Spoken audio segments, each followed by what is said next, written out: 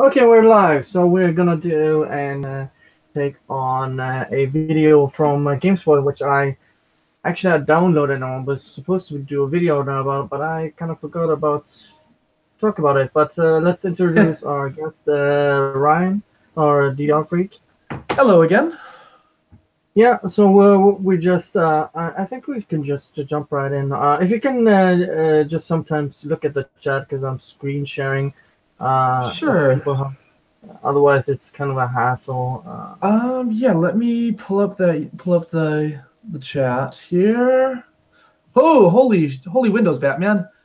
There we go. Recursion. Windows option.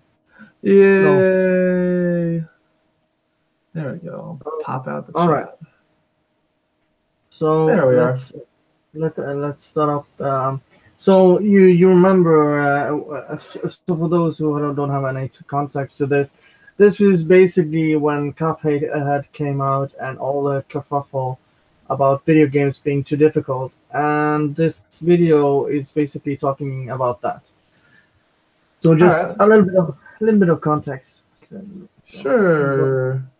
Okay, let's start it up.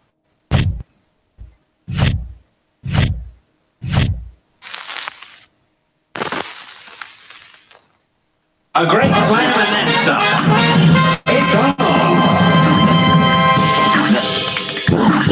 I fell in love with Cuphead almost immediately. Its hand-drawn graphics exude charm, its ragtime soundtrack propels the action forward, and the mechanics are as refined as any platformer I've played. And of course, Cuphead is also incredibly difficult. Yeah. What was that? Honestly, it is pretty fantastic. Keep going.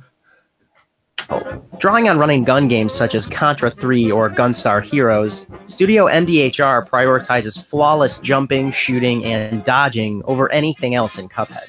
It's a gorgeous game, but if you've spent much time with it, then you know how brutal it can also be. You can fight a boss 25 times to no avail. You will probably die a lot. You may narrowly achieve victory only when you learn from dozens of mistakes. Isn't that kind of the point? I was thinking the same thing. Like, I remember older racing games. I think, if I'm not mistaken, there's Need for Speed Carbon, and there's a race there that lasts for like 20-25 minutes, if I'm not mistaken. You basically drive through the whole damn map of the game on the final boss. That's And it? Only 25 minutes? Yeah, something like that. PS1 Gran Turismo games had some races that would go for 2.5 hours. Yeah.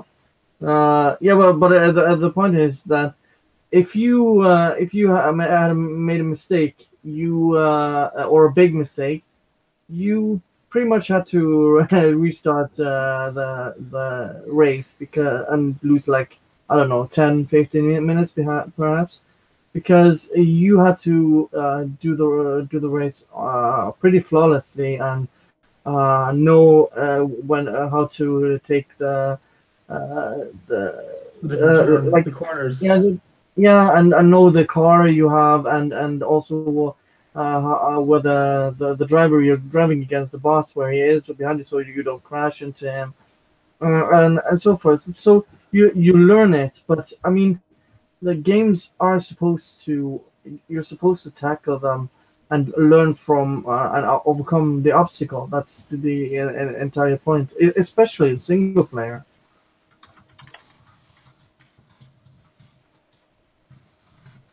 With multiplayer, it's a little bit different because skill level is different and it's kind of more dynamic. But with single player, you just have to learn patterns. It's just with any game in general. And I don't understand how a site like GameSpot just releases something like this, and they're actually serious.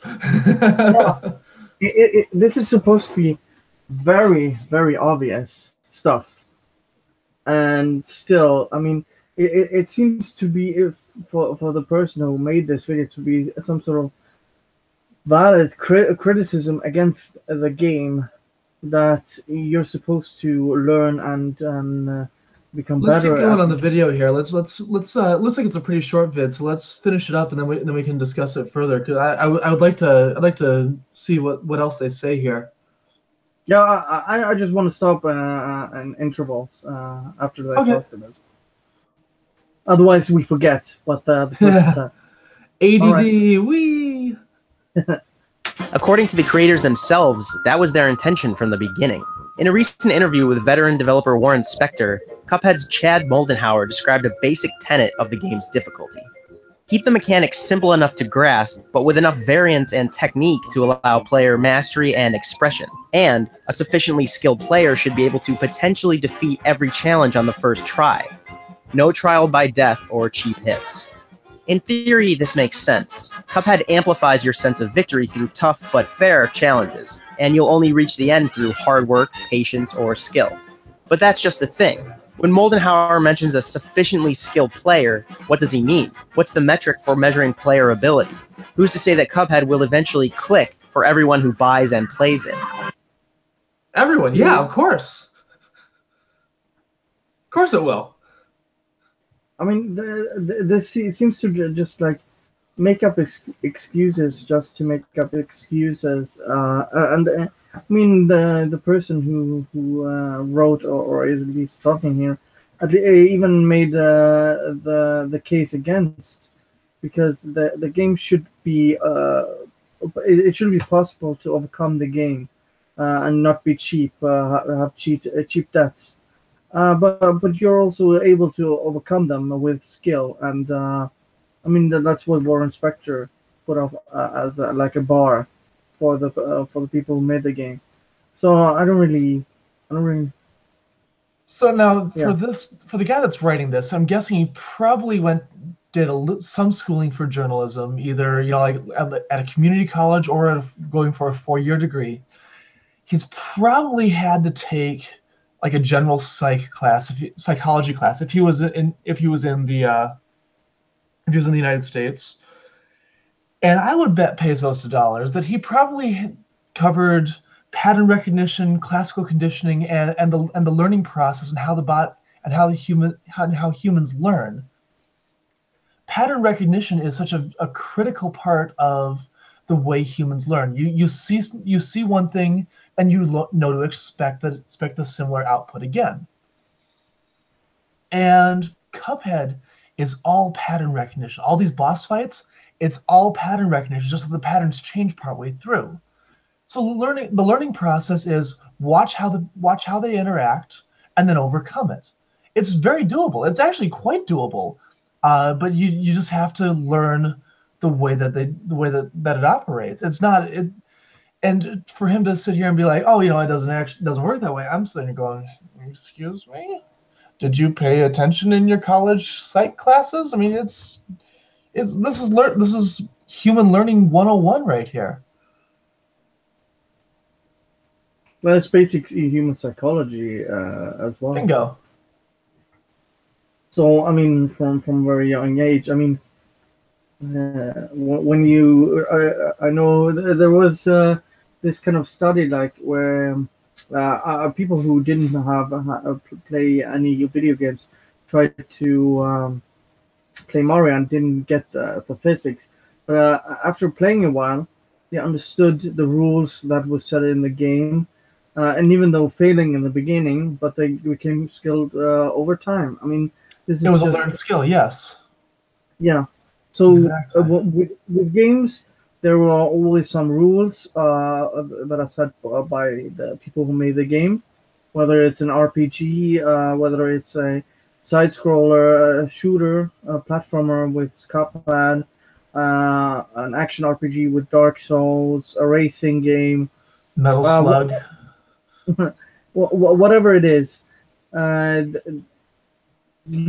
you're supposed to learn how the game punishes you and rewards you, and you're supposed to become better at it, not Exactly. rely. not rely on that the game is gonna become easier because you're a bad player or something like that. I mean, you're supposed to go have some struggle going through a game. The But game just becomes easier because you learn how it works, and you learn and yeah, you adapt and overcome. yes, exactly. Exactly. So let's continue. Continue.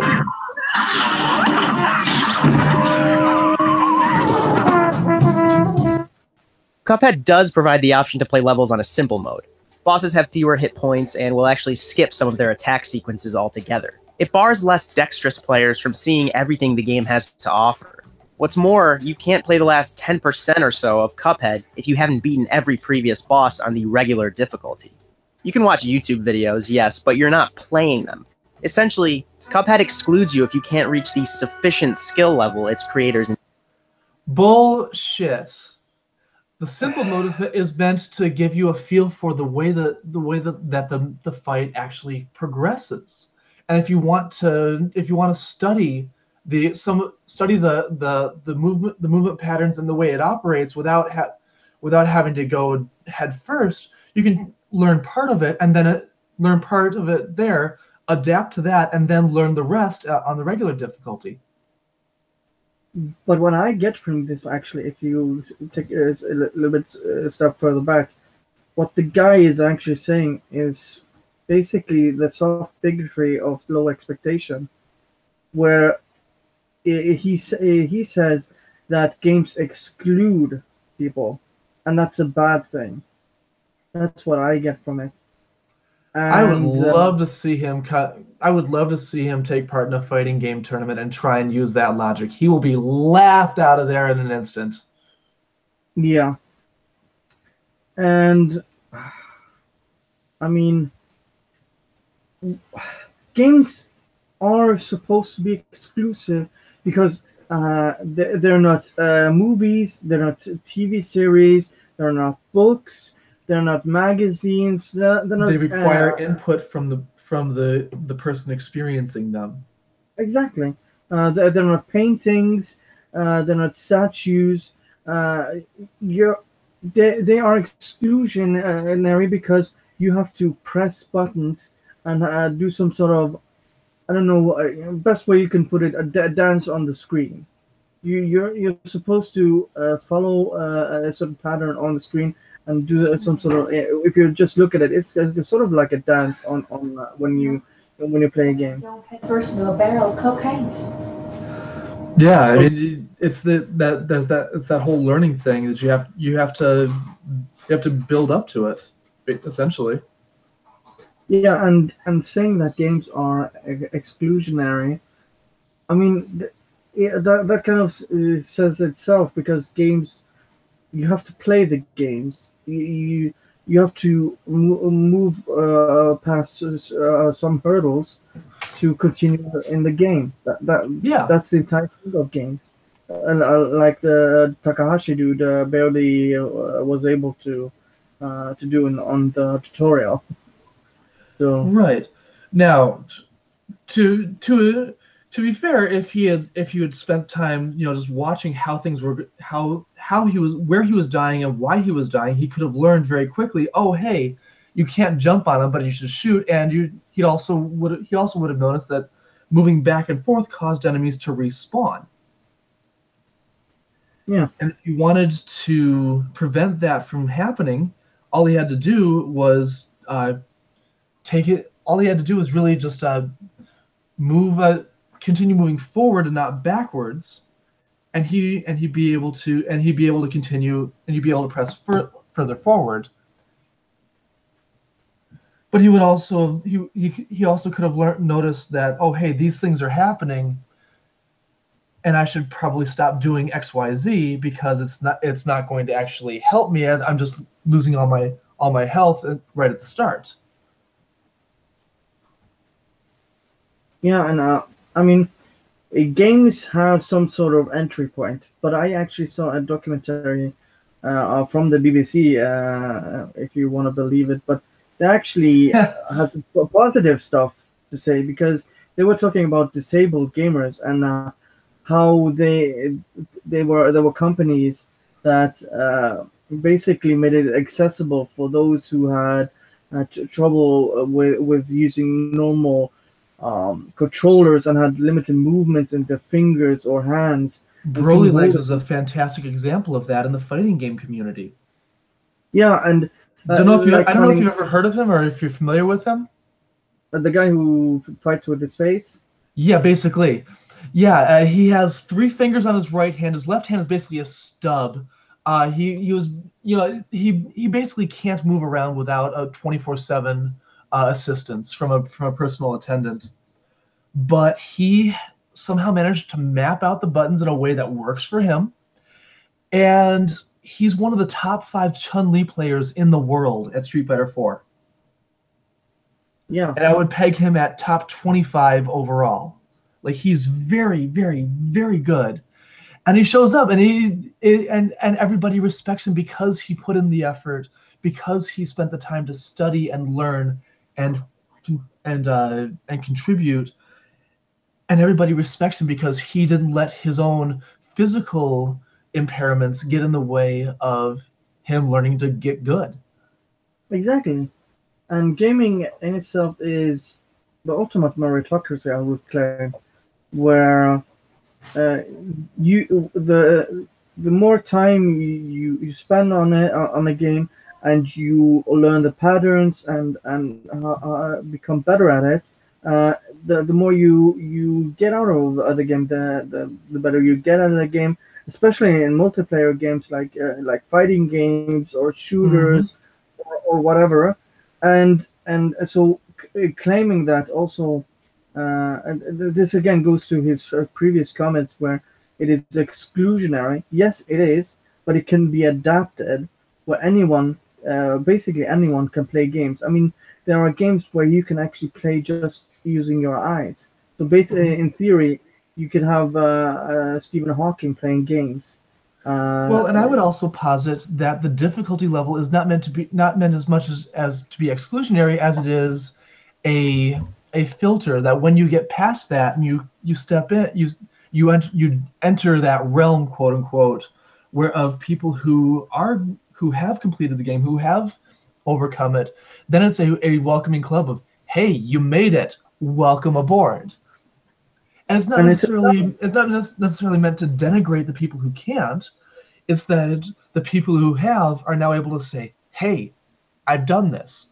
How's it going? What's up? I'm connecting with all these other cool people. Kind of in the same vein as like the Masters, the golf tournament where you get that special jacket when you win a Masters tournament. It's not meant to be everybody that doesn't have a Masters jacket is a bad golfer. It's that the ones who have it are the people who put in the effort, who put in the practice, who put in the time, and they faced off against umpteen other people to reach that point of saying, yes, I came out on top. Welcome to the club. Yeah, that's basically when you get a platinum in a difficult game. That's basically saying, hey, look at me. I did everything the game threw at me, and I completed the game. How about that? And the people who haven't, that's fine. I mean, if you look at my achievements list between Xbox 360, PS3, and my Steam games, there is only one game that I have completed 100%, and that was Shadows of the Damned on the 360. That is the only game that I've earned 100% achievements. But that's fine. I'm not.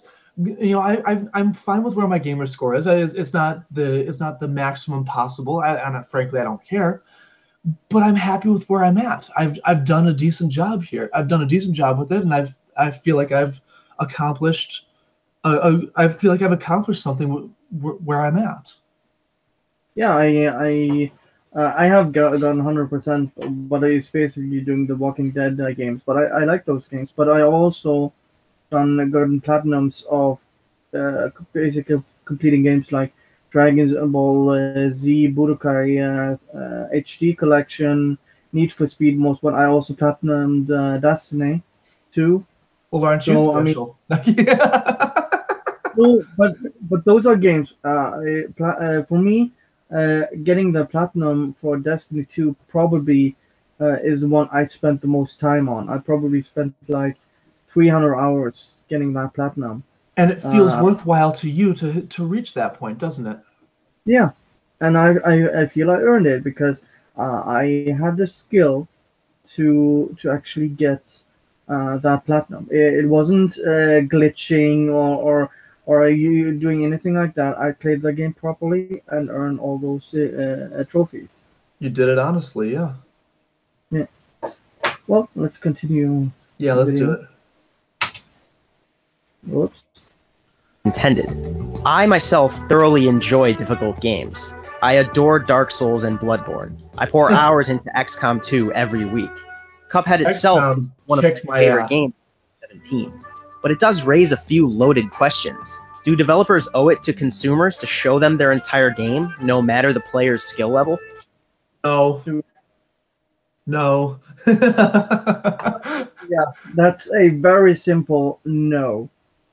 I mean, to me personally, with the because I've played a fair amount of Killer Instinct over the past couple of years, and especially in the past 12 months, I've learned a ton about the game, and I have improved hand over fist from where I was when I first got my Xbox One. That said, I still have a long ways to go. There's still manuals I need to learn how to do. There's matchups that I need to learn. And I need to get better with my overall, my mix-ups. I need to be less predictable. There are things that I need to improve that keep me from being at the top of the game. That's fine. Not everybody is going to reach that point. That's to say that everybody needs to be able to have that. I'm reminded of the Penny Arcade comic talking about World of Warcraft, where they're talking about the new raids, where they go and it's like this dragon-shaped slide. You go down the gullet and you ride down to the end of the tail. You come out and hey, congratulations! Here's your purple equipment item. But to prove that hey, it's not that difficult, and everybody's got purples now. It has no meaning. Versus you look at games like Phantasy Star Online on the Dreamcast and PS2.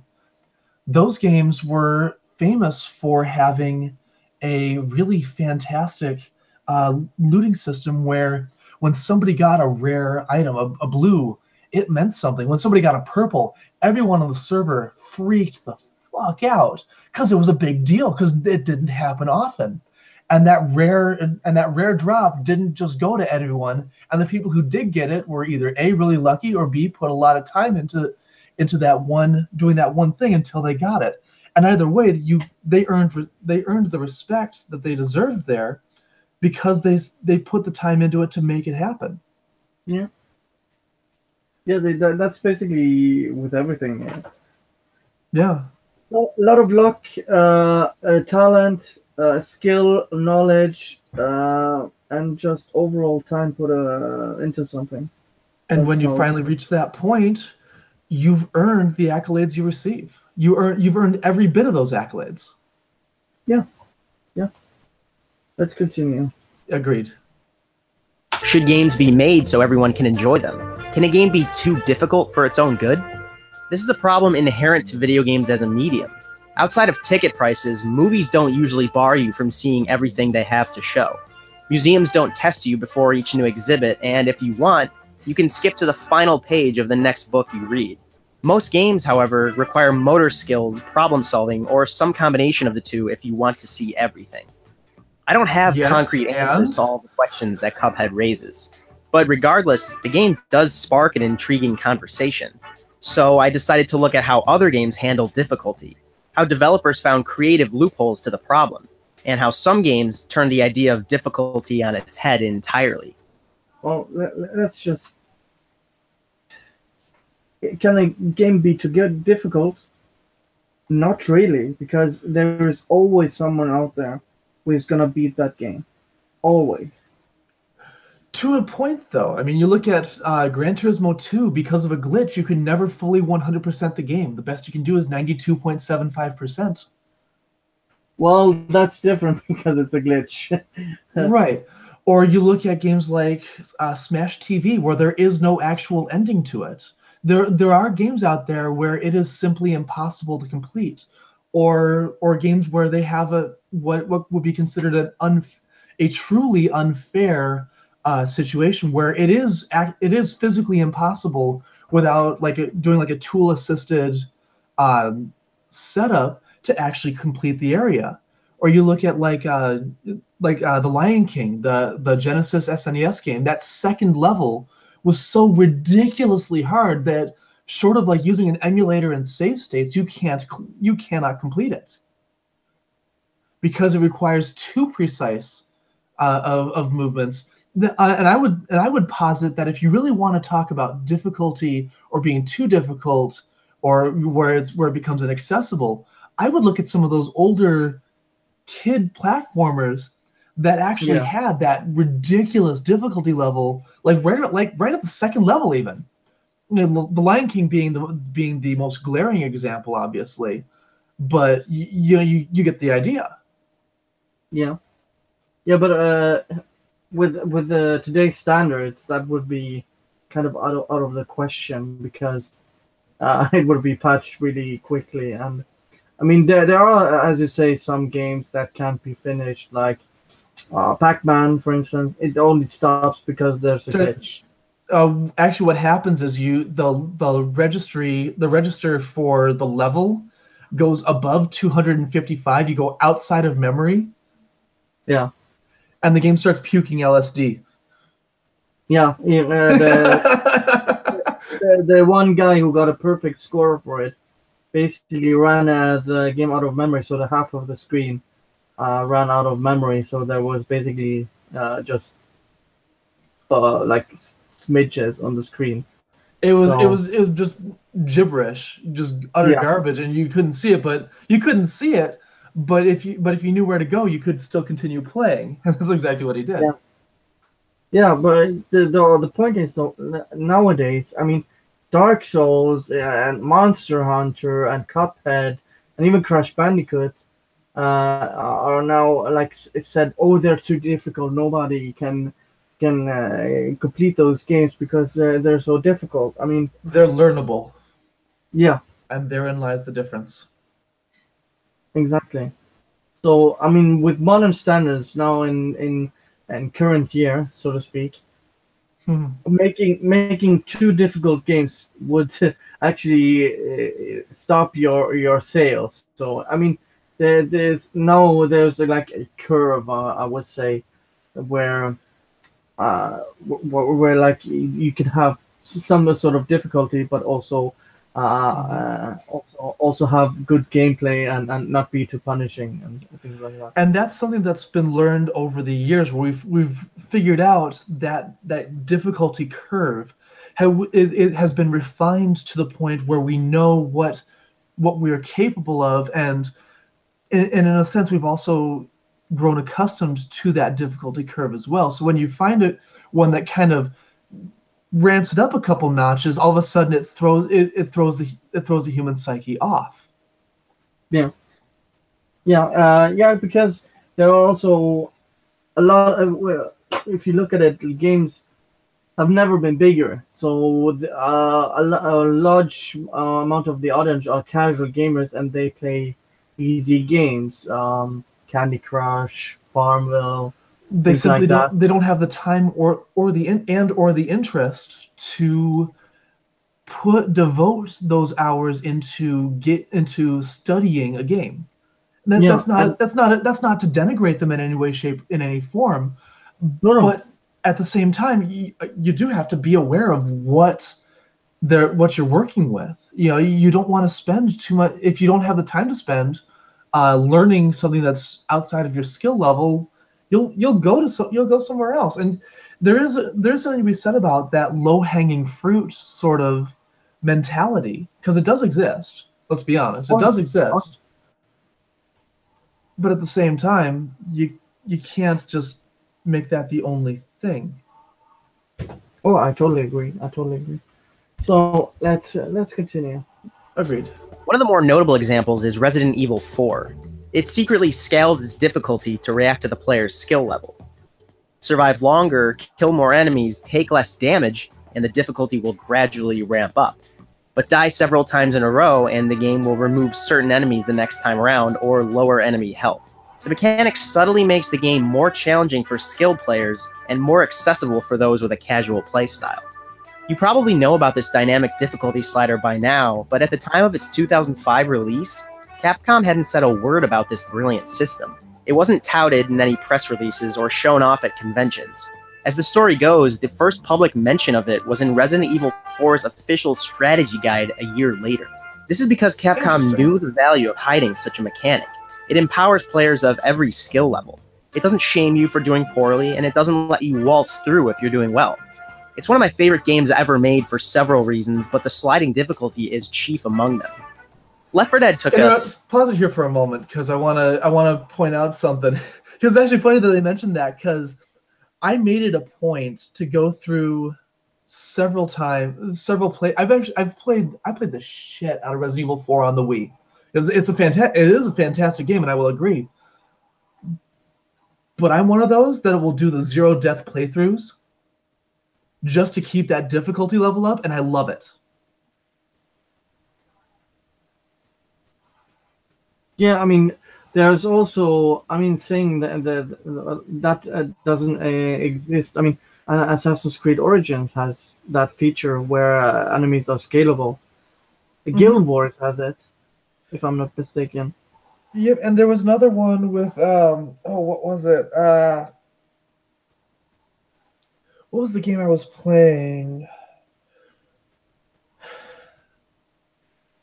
There was a game I was playing not too long ago that offered me the opportunity to skip part of the story mission and skip ahead beyond it because after I failed that one section like 6 or 7 times. And I can't remember which game it was. But I'm sitting there like, you know what? For somebody that's impatient, sure, whatever, that's fine. You know, and good on the developer for including that. Me being a stubborn Norwegian mule over here, I outright refused and said, no, I'm going to do this, dag blaggit. I'm going to complete this. I would feel insulted if it wasn't a possibility. There should be an option, but there should also be an uncompromising way to play the game. Right. So if you let's say you choose medium or hard, and there's no way to skip the boss battle, you just play the game. Or like in Bloodborne, there's just one difficulty, and that's fuck you. And you go through the game because it's supposed to be difficult, and you learn the patterns and the behaviors of different enemies and the bosses. You probably die a lot of times, but you just have to get used to it. But that raises an interesting point, though. You go into games like Bloodborne and Cuphead knowing that they're difficult, and you play them because of that difficulty. Yeah, people love a challenge. Right. All right, carrying on. Similar approach. Developer Valve's famed director doesn't just alter the types of zombies you'll encounter or the placement of weapons throughout each chapter. It also alters the visual effects, character communication, and music based on player status and placement. And it did a bang-up job of it, too. Cardio! This not only creates unique pacing in each playthrough, but a particular tone as well. But as clever as these two systems are, they both are each reactionary. Each playthrough of Left 4 Dead was unique, which was a selling point for it. That you could play the same campaign, and it would be a different experience each time, which is awesome. It's great. Are reactionary to the player's skill level. They gauge your ability and adjust accordingly. In 2014, developer Monolith took it a step further. Rather than just react to your performance, why not incorporate it into the story as well? Why not let the enemy grow alongside you, regardless of whether you win or lose? This idea gave rise to the Nemesis system. In Middle-earth Shadow of Mordor, enemy Uruks and Orcs develop grudges, skills, fears, and rivalries based on your encounters. Maim an Uruk captain, and he'll have the scars to show for it. Flee from a fight with a powerful opponent, and they'll greet you later on with taunts of cowardice. Different players will develop their own personal stories. They'll seek revenge on different captains, grow to hate unique orcs along the way. Last week's release of the sequel, Shadow of War, expands upon this idea. It doesn't punish you for failing. In fact, you could say it's actually more enjoyable when you fail. In fighting, dying, and fighting again, you create your own stories with our own idiosyncratic villains waiting at the end. Well, but That's a different thing. yeah, I mean, And both are valid. Yeah, yeah, but it doesn't work for every game. Yeah, that too. So let's say let's say a completely different type of game. Let's say a racing game. It wouldn't work in that type of setting. Well, it could, but not directly. You could have a thing where when you lose a race to this one rival, he'll start taunting you and he'll jeer you on. He might actually get better, but that just means you have to go win other races to keep up with him. And eventually that one rival might actually become your final rival that you race at the end of the game. True, but it wouldn't work with every racing game. No, it would not work with every racing game. But if you built a game around that mechanic, sure. Yeah, At the same time, you wouldn't build that into a arcade game that you'd see at a Round One or a Dave and Buster's. I mean, it wouldn't work for that sort of a game. Yeah, because like say simulation games, it would be totally out of place. Yeah, with a racing game that's based on simulation and having such a system in it. Right, so, exactly. It doesn't work for every type of game. Yeah. Let's continue.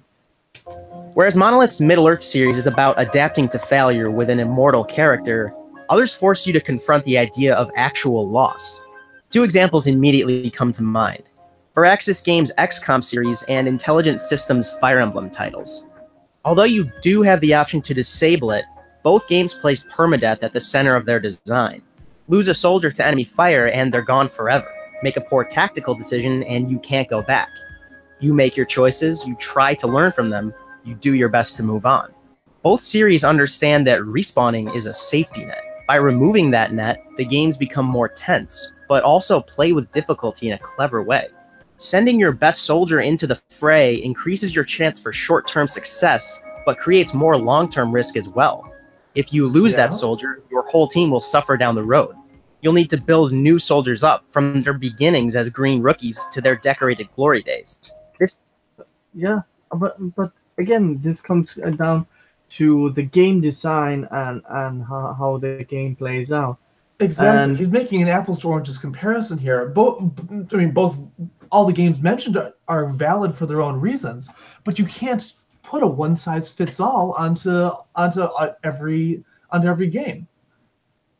I mean, because going back to Cuphead, I mean, Cuphead is meant to play like Metal Slug. It's meant to play like Contra, which were punishing for their difficulty level, and that was the way it was meant to be, and that was fine that it was meant to be that way.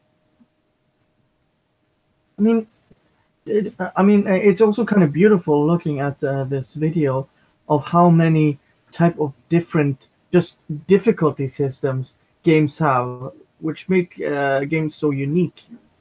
I mean, there is no other system or art form that does this. I mean, this is just so unique, and I mean, you should rather celebrate all of these different ways of how you can play games and the difficulty spikes and the differences of games in general, instead of claiming that having difficult games, that's just such a blanket statement in general.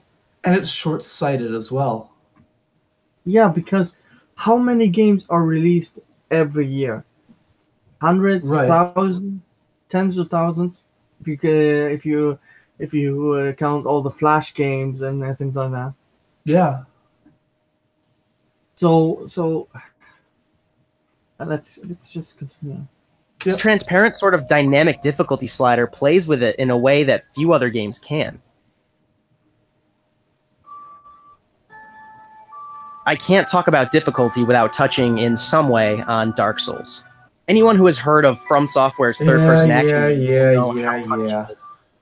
They're notorious for colossal. Notorious. Notorious. What? It's meant to be difficult. Because the other games were too easy. The whole point of the Demon Souls and Dark Souls games was that we had this glut of games that were simple. To find a game that was legitimately challenging and tested you was a good thing. Wow. Anyways. That's something I've never heard about. Notorious. Wow. Bosses and abusive enemies. If you don't reach the next checkpoint, you could lose all of the experience you fought so hard to gain. But despite their intimidating challenge level, the Dark Souls games and their cousin Bloodborne do provide options to players who don't have the same patience or skill as others. Certain character classes make the earlier hours easier, while ranged classes can mitigate the intensity of many battles throughout the entire game. Furthermore, developer From Software also provides options to summon other human players to your cause, or specific NPCs that can help you along the way. The studio made... See? The game developer solved a problem in the game if you have difficulty. Right. They gave you options to lower the difficulty curve. So how is it notorious if you can actually get help? Right. Some people. These games difficult on purpose, but also knows that not everyone wants to lower their shoulders and charge through the fight on their own. Some need company along the way. All of these games I've mentioned have a common thread. They acknowledge that everyone plays games in different ways for different reasons. Some play for the challenge, some play for the escapism, some play to catch up with friends or just to unwind at the end of the day. Some people are less dexterous than others. Some require specially made controllers to accommodate for disabilities. That's something we mentioned earlier. Isn't that the point of having different games to try different things? You don't have to play every game out there. I mean, I have no interest in playing some of those Avatar The Last Airbender games on the 360, but there are people who love them. There are people who go for them for the achievement points. Everybody plays games for different reasons, and to denigrate one for playing in a way that you don't want them to, and it's basically that kid the stop liking what I don't like macro. And, it's just stop liking what I don't like. It makes you look like a twit, and it pokes just a ton of holes in your entire argument. Yeah, and that was what I was supposed to say as well.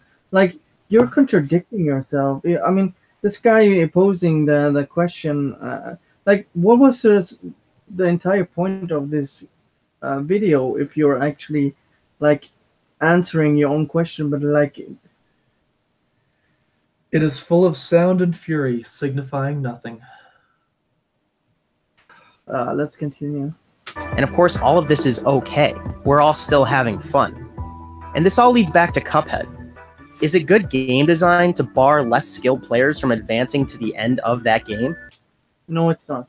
It's not bad design to bar bad players.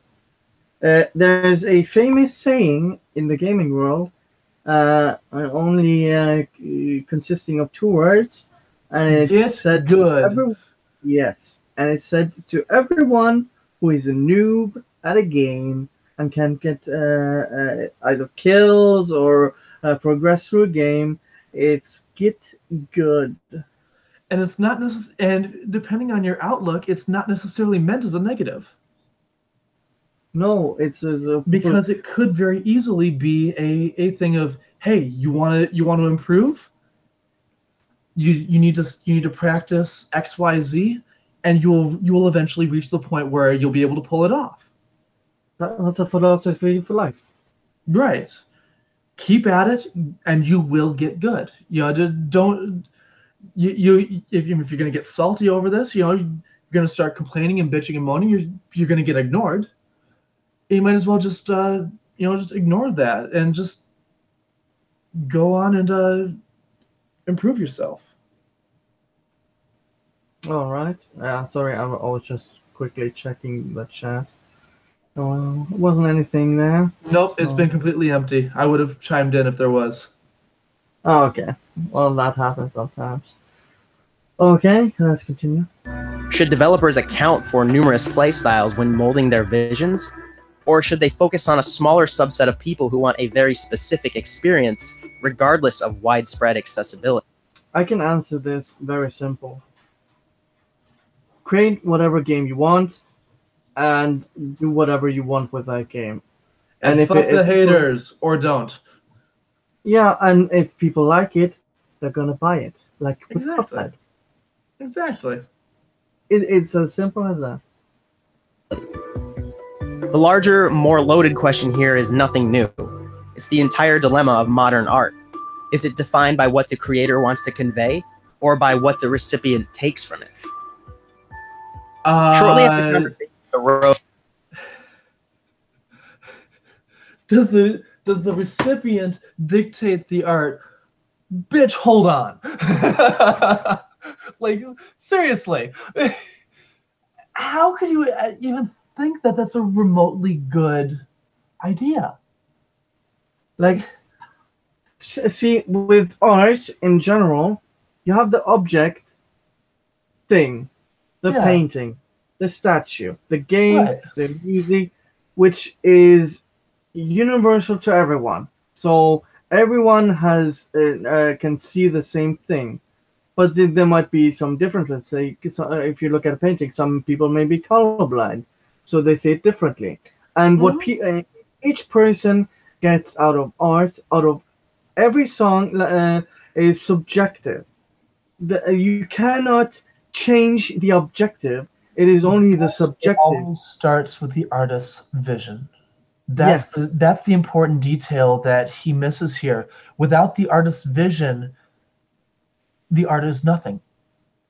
You Yes. have to. It starts with a spark from one person, and others' interpretation is certainly valid, but you have to start with the. You have to start first and foremost with the artist, with the initial artist's vision. That is the paramount. That is of the paramount importance, because without that, nothing else happens. Yeah, and everyone has the same kind of like the same objective, but take something different from it. Like Precisely. if we play this, like every game is played differently. The only way you can see a game played the same way is if you watch a video of it. Mhm. So every player in any game plays a game differently. So a game's inherently the experience from it is subjective, and it is way more subjective compared to a song. But that also is subjective because people have different life experiences and where they grew up and which part of the world they're in and everything like that. Mhm. So again, you can't distinguish the objective art and just say, oh, it's the person looking at it that decides what the art is. That is such a moral relativism. Like you can't do that with something that is objective. Right, It- exactly. And the argument is just so flawed that it would take. It is so easy to take apart because it is so it Ridiculous. is so absurd. Yeah, it's absurd. It's so absurd. So continue. regarding Cuphead's difficulty, Rami Ismail, one half of the independent team Vlambeer, took to Twitter to talk about the conundrum of video game difficulty. He outlined the studio's philosophy with its arcade shooter Luftrausers and described Which the is a process fantastic more game. eloquently than I ever could. A lot of people see Luftrausers as a game about difficulty. It isn't. What matters to us is that to you, it is overwhelming. In the face of those overwhelming odds, the game occurs. The difficulty is the backdrop, the gameplay a delivery method. The goal is grace. Luftrausers is not about surviving, it's about cutting the engine after a stall, falling down guns blazing, pulling up right over the water. It's about bursting up from underwater through an exploding carrier straight into impossible odds and a game over just because it is cool. Yeah. Same thing with Cuphead. Same deal with Cuphead. Yeah. I mean, first and foremost, there. I mean, it's not about it. The difficulty is the backdrop. The gameplay is the delivery method. Same. He answered his own question right there. Like, More loaded what's this guy doing?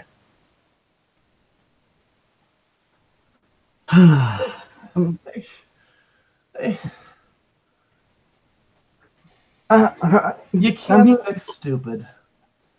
No, this is the problem when I look at the gaming industry, where, I mean, what was the purpose of that video?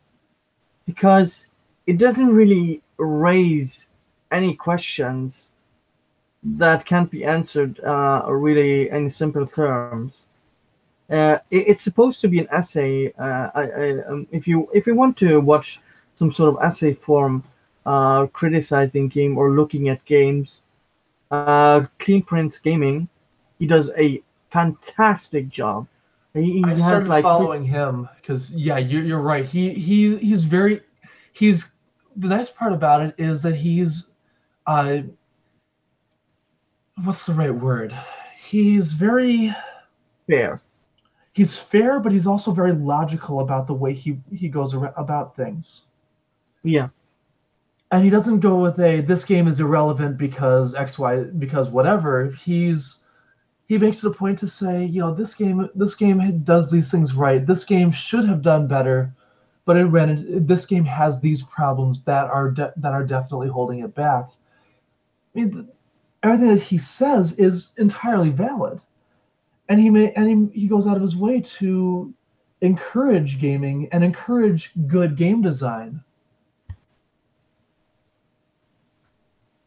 Yeah, and when I see something, when a YouTuber, a simple YouTuber, I think he had something 100K on subscribers to him, he can break down and critique and also praise a game in a way better way than actual journalists that are doing videos for the second biggest video gaming site on the internet. It is baffling. Like this video is just a coherent mess when you look at it, because of the contradictions, and there are no, like when you do these essay, you're supposed to start with a problem or an argument or a question, and then try to find your solution at the end of it.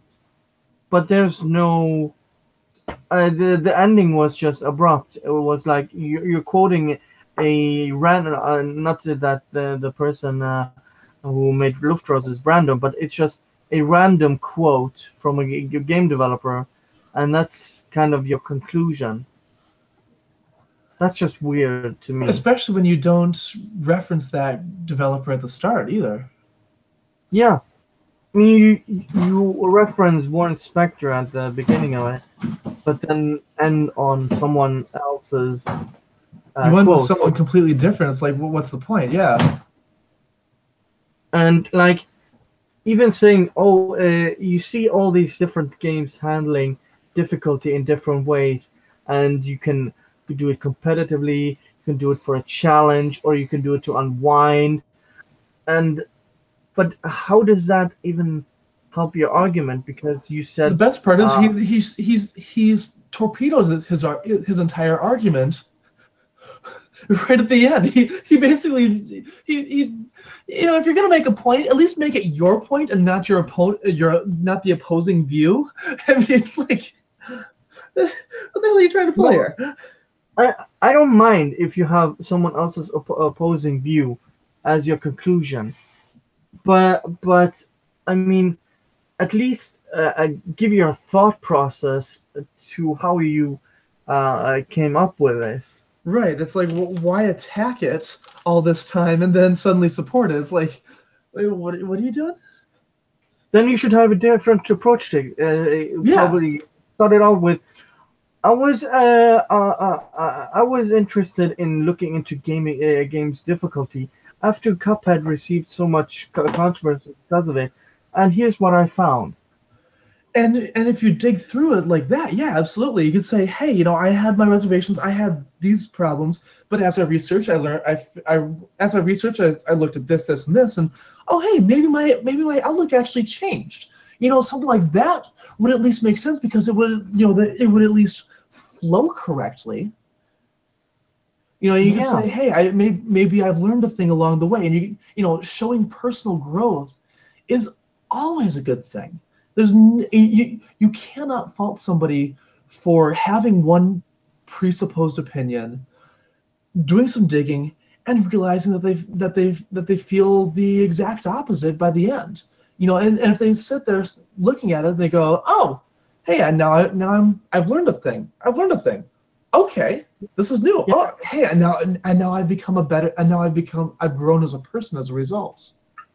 Yeah, no, I didn't get that from this video at the end. No, I did not either. It was full of it was, to quote a certain Shakespearean play, it was full of sound and fury, signifying nothing. Yeah, that would actually describe it in a very good manner. I mean, it also goes to like the bigger problem in the gaming industry where people are just getting hired and because of the certain points of view on games, and in gaming media, it has been a popular opinion that difficult games should be shunned. Yeah.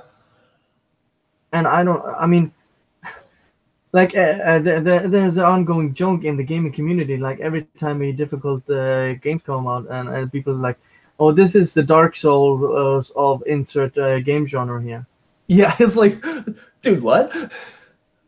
Yeah, and I saw What Culture said that Monster Hunter is a Dark Souls of RPGs or something like that. I saw that, and I'm just like, dude, shut up. The Monster Hunter franchise is over a decade old. It came out, it launched on the PS2. I think, Demon's Souls was what, 2007? 7? No, I think it was early in previous generation. I think it was. That's interesting then, because then let's see, Monster Hunter was. I think it came after the trophies. Yeah, so 2000. Well, I can search this up instead of speculating. Yeah, because I'm thinking of because I know Monster Hunter was originally a PS2 game. It was one of 4 that Capcom put together to take advantage of Sony's online services. Oh, you were right. Early 2009. And the first Monster Hunter was released in 2004. Yeah. So I mean, Monster Hunter predates Dark Souls. If anything, Dark Souls was inspired by Monster Hunter. You really want to get down to it. Yeah. Also, you can say Neo as well is an homage to Japanese RPGs of like 20 years ago. Neo? Yeah, Neo. The Matrix? Neo? No. There's a game called Neo that came out. Oh, Nier. Nier. Nier. Yes. No. Okay. No. Neo. I can. I'm gonna have to. You're gonna have to put this in the YouTube chat because I want to check this out, and I'm sure our viewers will want to check it out too. It's kind of an Onimusha kind of homage. Oh, Neo. NIOH. Yeah. Oh, yeah. Okay. I know. Okay. Now we're getting it. You and your silly accents. Yeah. Speak American. Come on, this is America. America. America. Yeah, so like I don't understand how they gaming journalists are just like shunning difficult games And they're because out of touch. That's the most infuriating part. Is these are people who are supposed to be like abreast of all of the major trends, and like these are supposed to be people who know gaming. And then you get like I would be less perturbed with Dean Takahashi failing so miserably for half an hour if he hadn't been a 20-year industry veteran. He was playing video games in the time of the SNES and Sega Genesis. He would have had to have played those completely unbeatable games. And for him to sit there and play something like that, because I played the same games that he was likely playing when he started covering video games. He would have had to have played them to review them. Yeah, but I've seen this trend where the game journalists. I mean, all the profession is to play and I mean play and know everything about games, but they don't understand the basic concepts of what people actually want. That'd be I not to beat a dead horse over here, but it kind of goes back to that the comments that we had, prior. When you're talking, when you look to somebody's opinion about cryptocurrency, you want to talk to somebody who knows the game, who knows the markets, who understands the rise and fall and the overall trends. You want somebody who, if you want to invest in the stock market, you want to talk to a stockbroker or somebody who spends enough time researching Wall Street to be able to, make an informed opinion and help you make a good opinion too. Yeah. And it's that same premise. When you want to learn something about when you want to talk to somebody about video games, you want to talk to somebody who knows what they're talking about. You could talk to somebody who you could talk to a little, your grandma and ask what they think, but you're not going to get good information. You want to talk to somebody who knows what's up. Oh, I totally agree. We've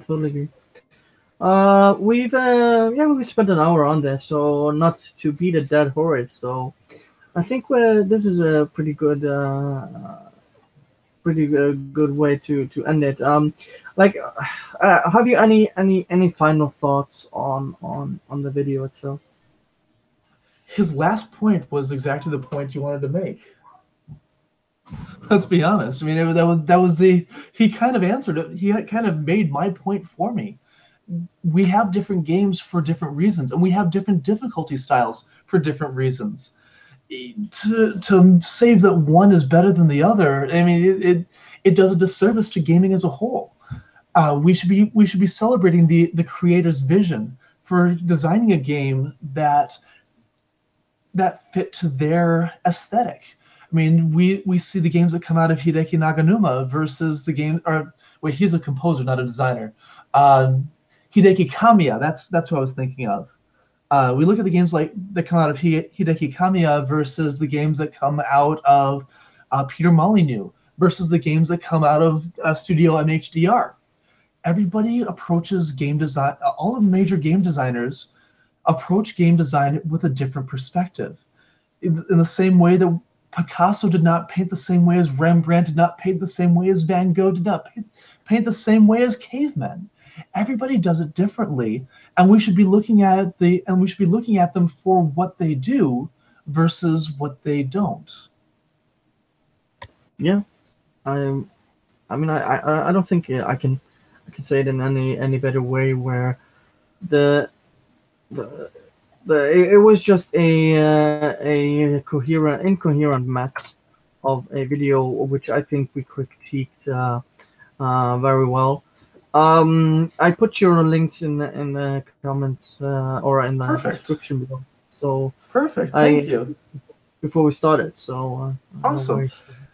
I'm gonna get you on Steam it eventually. I keep saying this. You will come to the dark side eventually. I mean, I've been on Steam it for 2 months now, and I'm sitting on about 56 Steam power, which Steam is currently trading at about $4.50 per. So I mean, you can do the math. I've made a decent amount of change just by posting and sharing and commenting. And your viewers could also, and if you were on Steam it as well, posting your videos, your viewers could also be earning as well just by joining the conversation on there. All right. Yeah, I think this is a good way to end it. So, yeah, thanks everyone for watching, and for those who are going to watch it later. Thank you guys for watching. See you guys next time. Bye.